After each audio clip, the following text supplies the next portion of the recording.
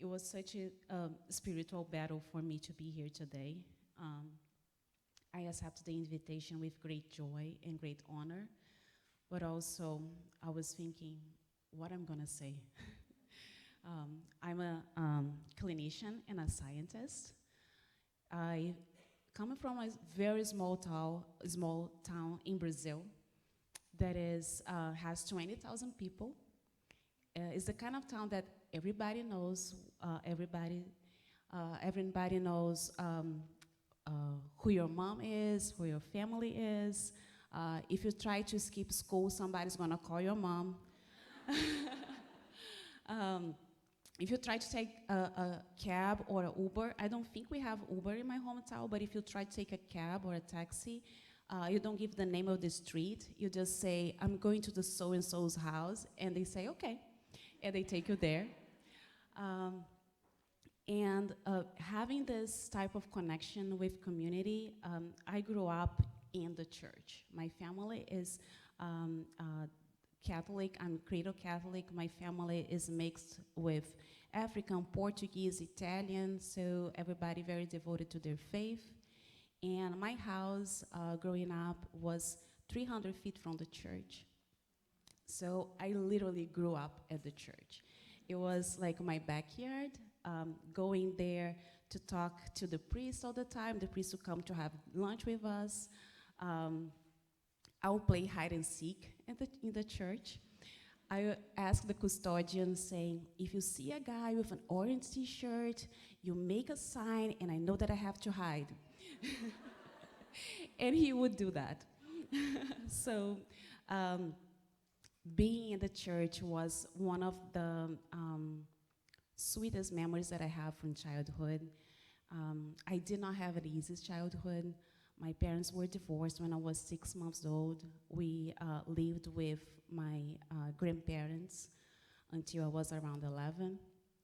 And there is a poem that says that this broken roof also led me to see the stars. And this is how I see my childhood. We had a broken roof, literally also in the house, but it allowed it to see the stars and allowed me to be close to God, physically being close to the church, but also to grow up in the faith. And also this growing up with my grandparents, I had this intergenerational relationship in my house. I had my grandmother there, my great-grandmother coming in, and my mom also. So I had the influence of having 3 generations to raise me and to give me the guidance in how to become a young woman and how to become a woman of faith. And it's very clear to me that we cannot have one without the other.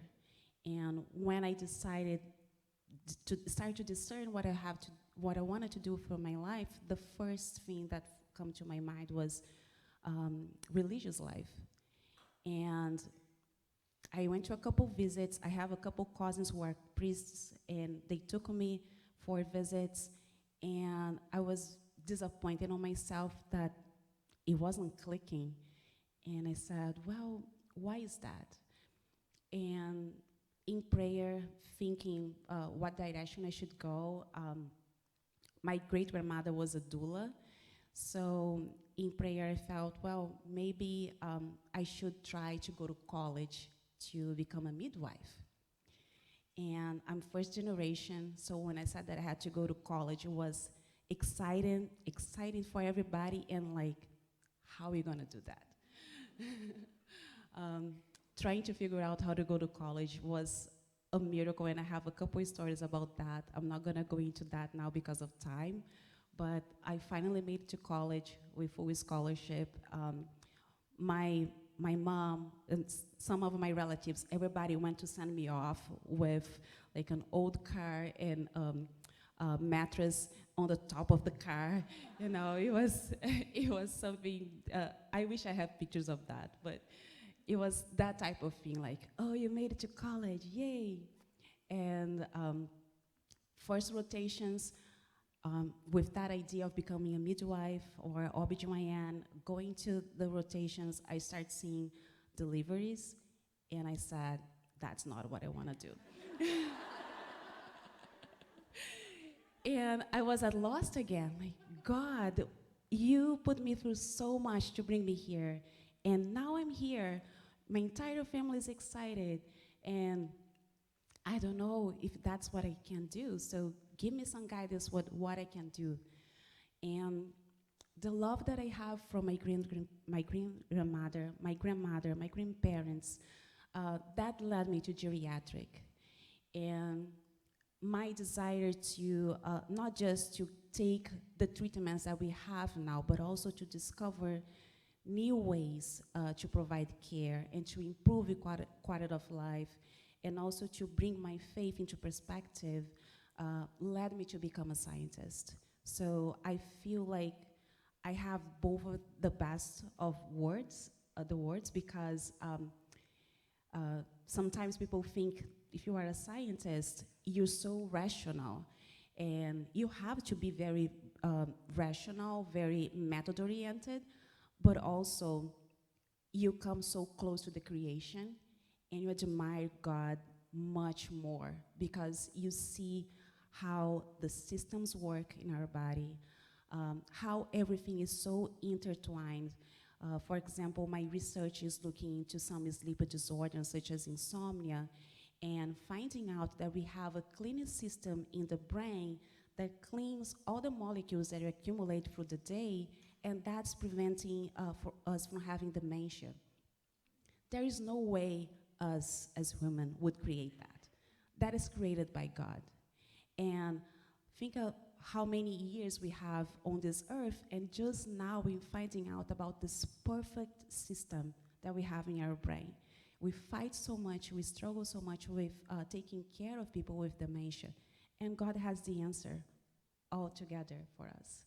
So being a scientist bringing me close to creation, and being a clinician with that perspective of being from a small town, born and raised in the church, and with the intergenerational perspective, also reassures to me that without faith, we cannot become the leaders that we want to be. We cannot become the professionals or the parents that we wanted to be. I truly believe that God has a plan for everything. I'm sure that you all believe that too. But I'm learning that God's plans work best when we don't put limits to his plans, when we don't put limitations to his plans. So I'm learning to surrender. And I think bringing that to my perspective as a scientist as well, the most complete surrender that we can have is when we sleep, right? We are not conscious about what is going on, but our body is fully functioning because that's how God designed it to be. And with our careers and with our struggles to be better in our professions, the first thing that we drop is sleep, most of the times, right?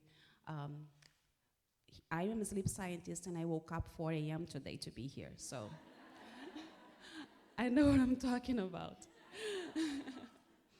But sometimes we make sacrifices for good reasons, and some other times it's just the enemy and the world taking the best of us. So I want to give this message today. Don't let that happen to you. Remember that if you go back to the beginning of the Bible, the book of Genesis, God created the earth, the man, the women, and he rested. So he rested, and we should rest too. That's how he designed our bodies to be. We cannot become the gift that we want to be for the world and for ourselves if we don't take care of the temple that God created to us, that is our body. And we cannot heal and be the gifts that we want to be without taking care of this temple, that is our body. So thank you so much for having me here today. And I hope you all find time to rest, to become the gift that you want to be, and to set the world on fire with the gift that you are.